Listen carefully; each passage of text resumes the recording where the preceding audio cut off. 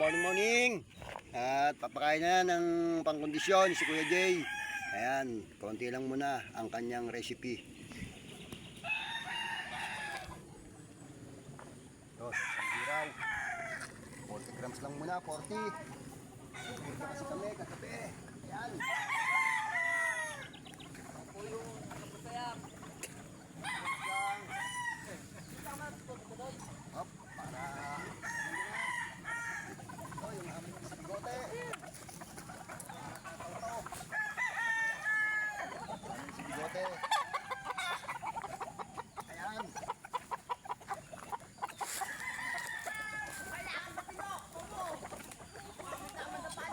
40 grams lang. Mamaya may papay na ampil.